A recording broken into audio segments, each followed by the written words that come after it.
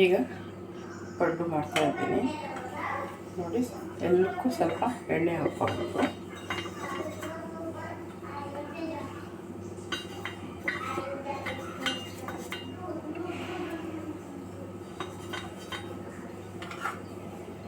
ಎಣ್ಣೆ ಹಾಕಾಗಿದೆ.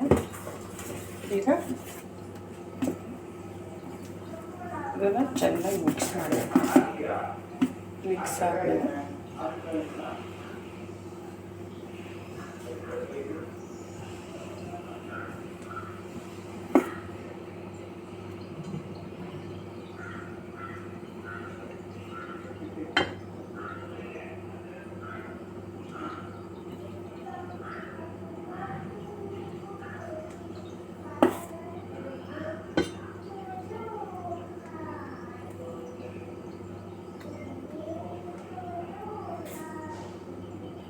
ಎಲ್ಲ ಈ ರೀತಿ ಎಲ್ಲಕ್ಕೂ ಫಿಲ್ ಮಾಡಬೇಕು.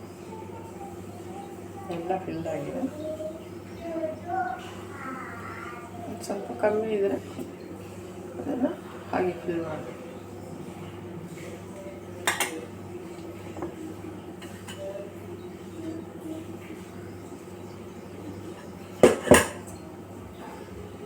ಈಗ ನೋಡಿ ಎಲ್ಲ ಫಿಲ್ ಆಗಿದೆ. ಈಗ ಸ್ವಲ್ಪ ಫ್ಲೇಮ್ನ ಸ್ವಲ್ಪ ಜಾಸ್ತಿ ಮಾಡಬೇಕು. ಎಸ್, ಈಗ ಇದು ಒಂದು 5 ನಿಮಿಷ ಚೆನ್ನಾಗಿ ಫ್ರೈ ಆಗಿದೆ.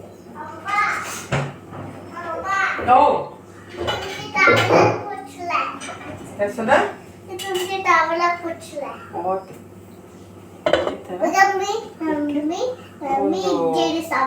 5 ನಿಮಿಷ ಬೇಯಿಸ್ಕೋಬೇಕು.